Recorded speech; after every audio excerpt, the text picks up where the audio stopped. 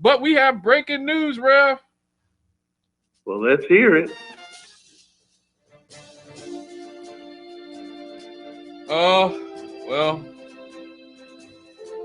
there's Sounds been an like attack. bad. There's been an attack on the Capitol. I don't know if you've seen this or Oh, not. It's just happened. This has just happened within the last few hours.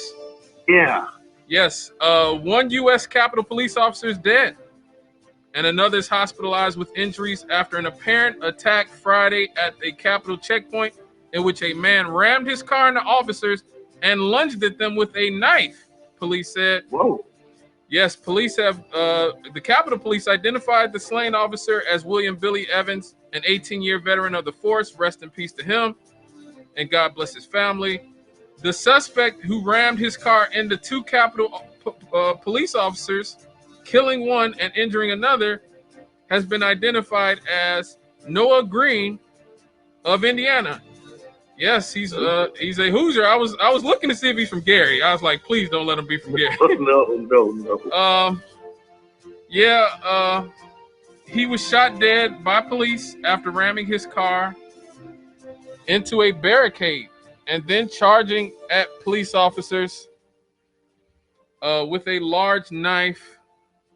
Law enforcement officials told NBC News that Green, who is from here in Indiana, they said that he has ties to Virginia, and said that on Facebook that he was a follower of the Nation of Islam. Wow. Yeah, and Okay. police reviewed his Facebook page where he said that he had recently just lost his job and was looking for spiritual guidance. A Facebook page matching his description showed that he regularly supported Nation of Islam leader Louis Farrakhan, and so you know that the right wing is like dancing. The right wing is dancing the jig over this one. Wow. But I can't recall anything recently coming out of the Nation of Islam camp Right, that would have predicted this. right. I agree. This generally isn't their mo, but when I look and see that this guy recently lost his job, said he's looking for spiritual guidance. This is a person who is lost. Now, obviously, we live in a highly politicized culture. Everything is culture wars now. Everything, including a situation like this, which should just be a sad situation. This should just be Right. this should just be a tragic situation that brings us together as Americans. But instead, you're gonna see, and don't get me wrong, it would have been the case too if he was white. You would have seen the corporate liberal media say, "Oh, he's white." And he's a white supremacist, and this is all Trump's fault and Trump supporters' fault. And so now when this happens, then all the right wingers say, well, he's black, and this is all Farrakhan's fault, and this is the fault of the liberal media or whatever, and the Jesse Jackson or something. So we can't even have a discourse. We can't even have a proper discussion without it devolving Understood. into this. And so, as a man of the cloth, when you see the type of spiraling we're doing as a society, as a culture, how does it make you feel? Well, I have. This is not the first time that I have said, to a certain extent, this is life after the fall. Mm-hmm. This is life amongst human beings that are broken in one way or another, that are not perfect, that will never be perfect in and of ourselves. Now, I don't say that because I'm negative or a Debbie Downer, anything like that. That's just reality. Right. And I'll put it this way: good spirituality walks in reality. It doesn't walk in fairy tales. It doesn't walk in what a woulda, coulda, shoulda, and what I wish. It deals with life as it is. Mm-hmm. Good theology. Good theology takes into account the fact that, look, people sin because that's our nature. And sometimes, in addition to that, you also have to deal with other aspects of the fall. None Right. of us have perfect bodies, for example. We all have some sort of health issue that's either on us, about to come on us, or just got off of us. Mm-hmm. None of us is perfect. And so there are people out there who have mental health issues. I know later on we're going to talk about the incident that happened at the Love. Yeah, Uh, we were going to you tackle know, that next. but the fact is, we live in a world where the only thing you can say with regard to bad things happening is thank God that it doesn't happen more often than it does. Right. Now, again, I'm not a fan of the Nation of Islam. Their theology is flawed in my book because it's not even solid Islam, Right. as far as that goes. Right. It's sort of an amalgamation of Islam and the Watchtower Bible and Tract Society and some other things. But as far as I know, based on, in fact, I'm supposed to be taking a class in a couple weeks, and it's going to have a component on Islam. Mm-hmm. So, but as far as I have been reading and so forth, I have not heard anything coming out of the Nation of Islam that would lead you to think that this guy got a directive from that. Right. And I also don't understand what the Capitol Police would have to do with him losing a job, or what the Capitol would have to do with him losing a job. I could understand if he did this at his former place of employment. Mm-hmm. But why did you drive all the way from Indiana to Washington, D.C. to crash your car and kill a Capitol Police officer who had absolutely nothing to do? And since he's dead, we'll never find out the answer. Right. But, just chalk it up to the fact that we live in a world that has, among other things, spiritual forces of wickedness. We live among people who are not perfect. And on any given Sunday, somebody whom you know or someone who's in your circle could do something that is totally out the blue, totally beyond the pall, and would shock you. And you would say, no, not that, not him, not her. And yes, it'll be him, her, or it might be you or me. Right. Because that's the reality of life. How many people have, for example, have committed suicide and everybody else was left scratching their head going, I didn't see that coming. Right. Rich people, famous people. Exactly. How many marriages, and everybody else thought everything was hunky-dory. And all of a sudden, they're at each other's throat in divorce court. Right. There's just so many ways it plays out. And so I'm with you.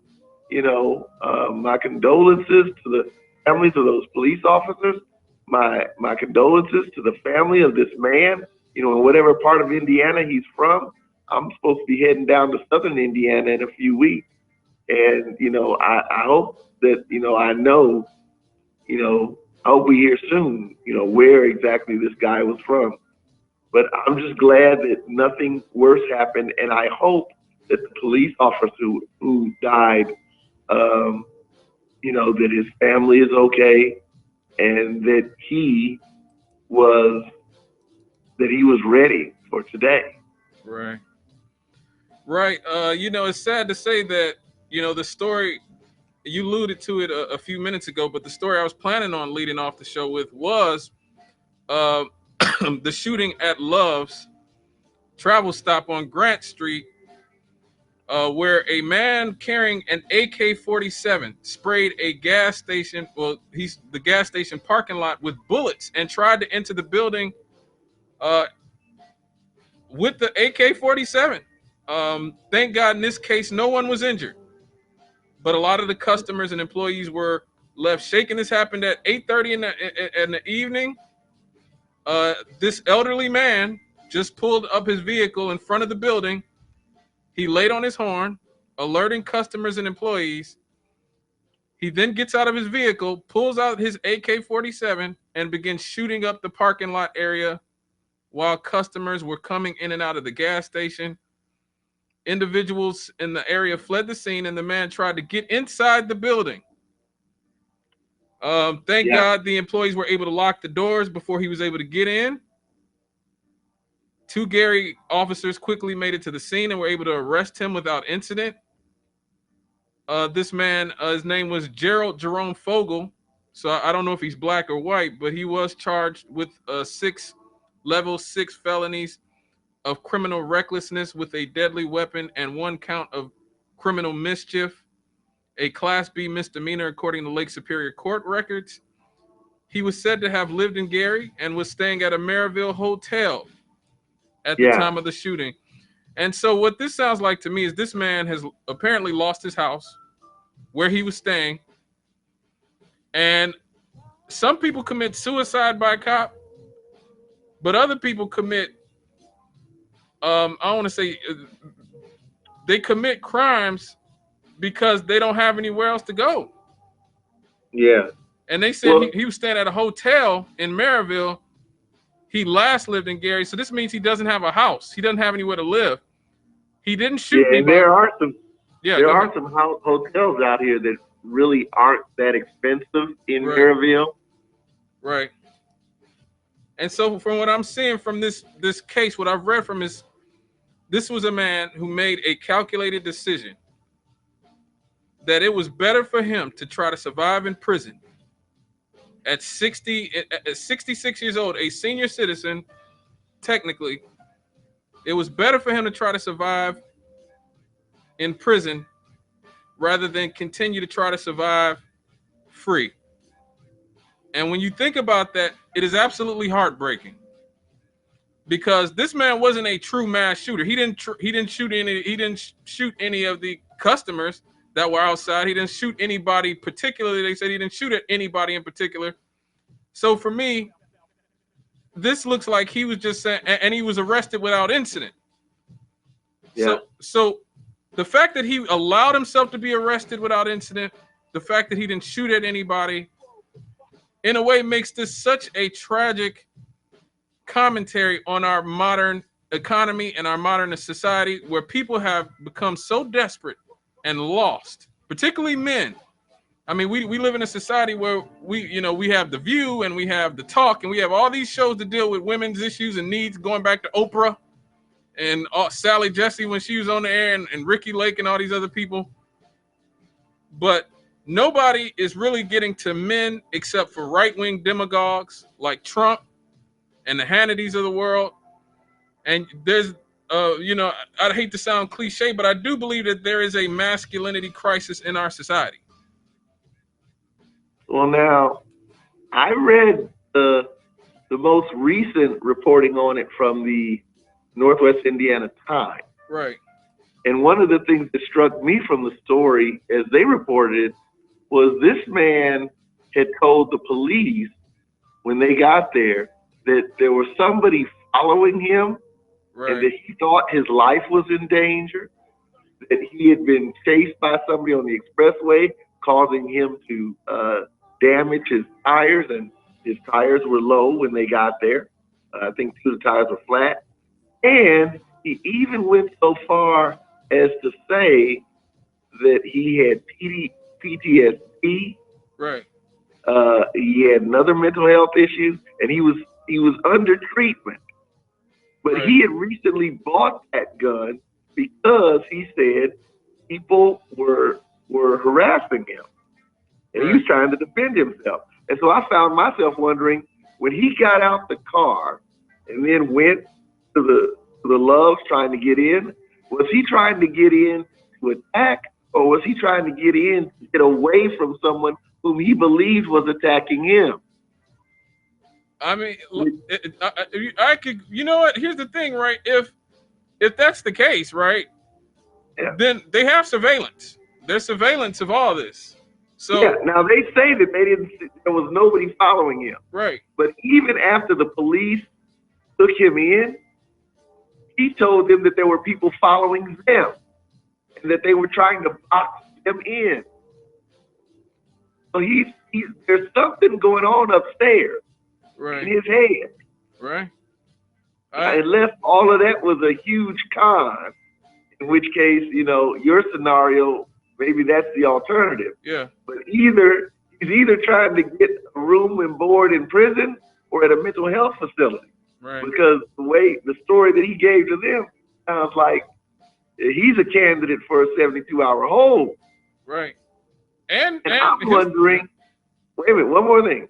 And if it's true what he said about himself and his mental health condition, I'm wondering how is it that he was able to purchase a firearm? Well, I don't think AK-47s are legal to own, if I'm not mistaken, or at least not the standard version. I Right. think The military version is not legal to own. The version, the civilian version that is only semi-automatic is legal to oh, own. okay, so you can own a okay, so yeah, because Just like the yeah, go ahead. yeah, it's just like the AR-15. You Right. can own an AR-15, but you Yes. cannot own an M4. Right. And exactly, and the this culture that we have, like we talked about in the last case, and especially what I was talking about with men, this sort of this economy, this modern world has put a lot of stress and strain on the mental state of a lot of young men in particular. And we see this young man who just committed this crime in Washington, D.C. He said he lost his job due to certain afflictions he has and that he's looking for spiritual guidance. This is a person who is lost. And, I don't know what the reason it was of the AK-47 guy, now that you say that, but it's, to me, like I said, it sounded like a guy who is also lost, a man who living out of a hotel, who used to have a residence, but now lives in a hotel, is 66 years old. Yeah. He And has a son too. really, in the He has area? a son. He has a son who lives in Indianapolis. Oh, okay. Right. And so, a lot of these men, a lot of men and young men and older men now are finding themselves in this new world being, I don't want to say considered obsolete, but that's how it feels to a certain extent. Yeah. And Yeah. I guess our culture is not dealing with it in I believe a truly responsible way, because there's this weird thing that we have in this culture now where we say, well, because women had it so hard for so long because of sexism, that men should just shut up and just, you have male privilege. You don't have any real problems because you're a man. And because you're a man, you shouldn't complain about anything. And, your mental health and all that other stuff, well, women have to have it a lot worse. And that's why I brought up, there's a lot of places for women to get things off their chest in our culture, in our society. Yeah. There's a lot of talk shows and a lot of places for women to sort of congregate and commiserate about their issues and their problems. And I think that's great. There's a huge vacuum of that for men. Like I said, it's bizarre. If you're online, about Joe Rogan, who's become like the most famous podcaster in the world, who has a lot of people from Cornell West to Jordan Peterson, who is another person, this sort of right-wing commentator who's become sort of the sort of right-wing lifestyle guru. And then you have what I've seen in the black culture for a lot of men. A lot of men are following this sort of pimp culture of guys like Tariq Nasheed and the sort of player, like this sort of pimp lifestyle or pimp culture lifestyle. It looks like there's a certain vacuum that's being filled there. Yeah. What do they call them? High value men. Yes, high like value that? men, and don't date single mothers, and if a girl does this, if a woman does this and this, that she's a hoe, and like this sort of, there's this vacuum, and it's being filled by white dudes, Fox News types and demagogues. Trump was a big sort of feeder into this right-wing white male. There was the red pill culture, where you had guys who have sworn off women, have sworn off relationships, sworn off any contact with women as much as they can, who think that modern women are nothing but trouble. And like this is a crisis. This is a crisis where you have men who don't know what to do, don't know where to go, don't know how to handle their emotions. We got two calls, Rev. They just sprung up. I got to get to them All really right, quick. let's take them. Hello, caller. Good evening. Good evening. Doc, yes. What's going on? Yeah. Oh man, love the topic. I mean, yeah, cause hey, I want to be a part of the solution. I mean, and I see you're working on it, so it make me want to be a part of something good. You put it out there, and I'd like to think that, in all honesty, that I could share something that. So uh, I'll just say Go ahead, Doc. now, like I hear what you're saying, but I always have this view like, man, okay, I see how people are responding to each other, and for whatever reason, the female against the male or what have you. But Mm-hmm. but the thing is, I constantly see this working model, this total good example of those who are definitely disciplined enough, where to the fact they're disciplined enough, they can do things in front of people that might not like them, but people will admire them to the point that they'll give them advantages and show them favor. So what I'm really saying is, uh, there's a spiritual side of us that have to grow so that we can be disciplined in our emotions, Mm. and to the point that it comes to the place where we say our white brothers and sisters, because they're going to always be there. Always, never forget to say that. Dr. Martin Luther King said it. It's part of the promised land conversation that we have. But you have to speak half of this into being. You claim this. They don't have any power over you. Your words have power over them. We got to get back to knowing that instead of thinking that somebody has to ball their hands up. This us warfare is spiritual. All I right. mean, that's where we have to touch All the right. heart. Oh, okay. So I go on. Thank you Right. so much. But thanks for your call, Doc. We gotta get to this other caller. Yep. What do you think about that, Rev? Well, Doc is always good for reminding us about that spiritual side. Right. So I wasn't surprised by what he said.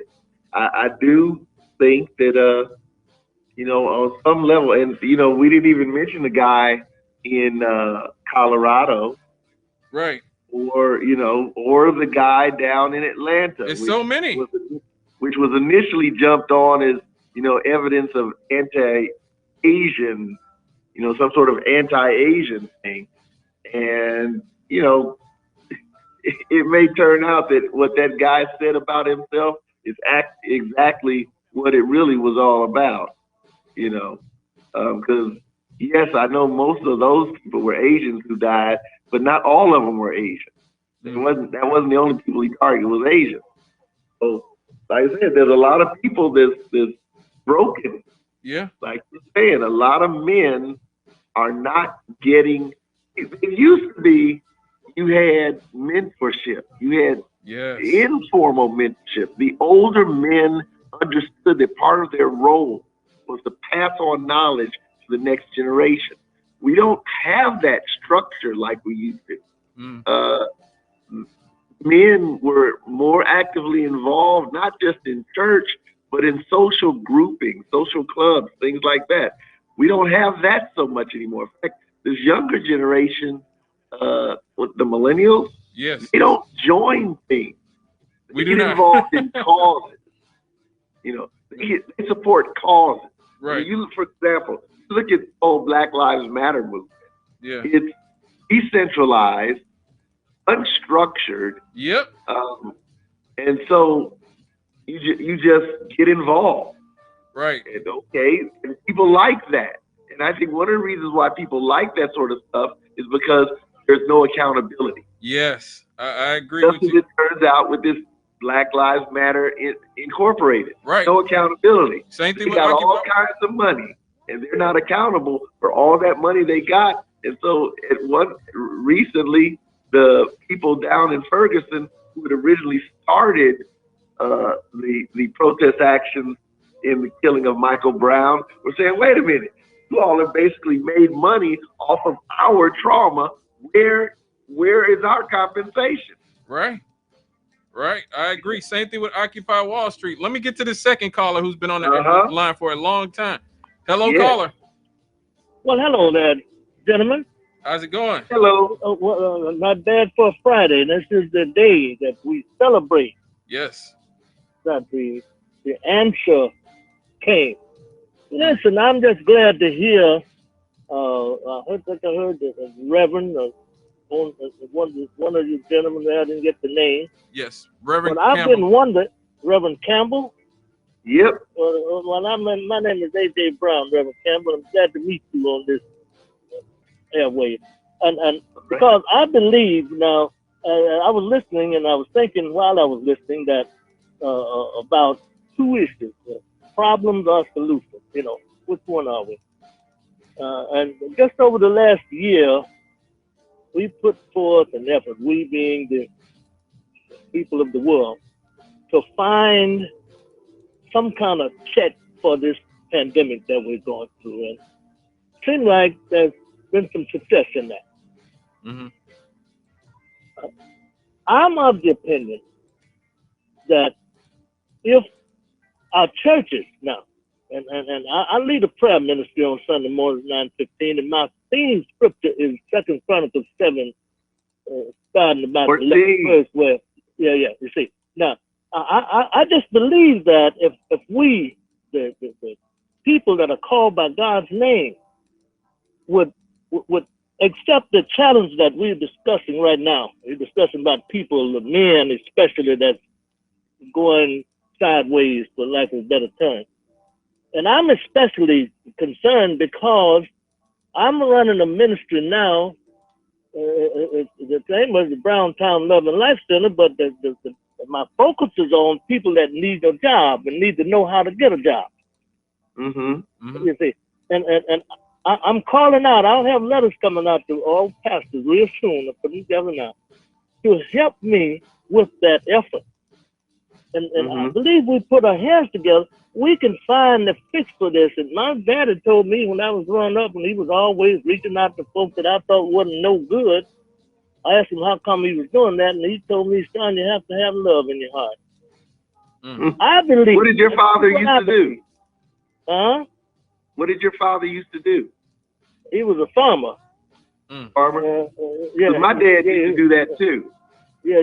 Most of the guys that worked for my dad were guys that, you know, they were struggling, trying to, you know, put a couple coins together, and he would hire them and put them to work. Yeah, that's right. And I'm trying to follow through with what he taught me. It took me a long time to get a little handle on it. But I believe that's the cure for our situation. If we come together and believe that. Now, we lift up that talented tenth that W. Du Bois was talking about. Du Bois, we lift them up well. We lift them up well. But we're doing a poor job dealing with that low 24, whatever, you know. I got you. I got you. So I just want to share that little bit with you. And most people know me around this town. I've been out here struggling, trying to make a difference for a while, and I think it's our time now to just do that time out, like we've been in this year or so when we haven't been able to go to our churches and doing it on you know what I mean. So I AJ, you know, I'll tell you, I agree with about you. That. I agree with you, AJ. I think, among other things, we shouldn't be expecting everybody to try to do everything, for one thing. WLTH does certain things, and it does them very well. It does not do sports. It does news. It does community information, and it does that very well. But if WLTH tried to do everything, we wouldn't get anything done. We have, at my last count, there are like over 1,300 churches, and on top of that, there are other nonprofit organizations, social agencies, and so forth, all concentrated in this community of 57 square miles and around 70,000 people. Some have jokingly said that we've got more nonprofits than we've got for-profits. I hope that's not actually true. If I may, let me give you my my cell phone number, and if you call me, I'd like to have a further conversation with you because I believe you're onto something. I'm AJ Brown, as I said before. My cell number is 219-201-1507. Well, all right. Well, thank you, Okay. thank you, Reverend Brown. Thank you. All right now. Thank you Have for a your great contribution. rest of the day. Okay, You too. now. You Bye. too. All right now. And Mhm. I wish I could have written it down. He was getting them numbers out before I could get a pen in my hand. Oh well, you know But- the thing will be up here. I Yeah. want to tell everybody once again, you can watch us on Facebook at WLTH AM 1370. The video is going to be up here in perpetuity, Yep. so you can watch it whenever you want. I often share the links every Monday, usually on my Twitter page and on LinkedIn and whatever. And so definitely, you know, if you didn't get that, you can just go to the Facebook page right now, WLTH, or especially after the show. Like I said, after the show, when we're done live streaming, the video will still be there. That's definitely great information, especially here in the city of Gary.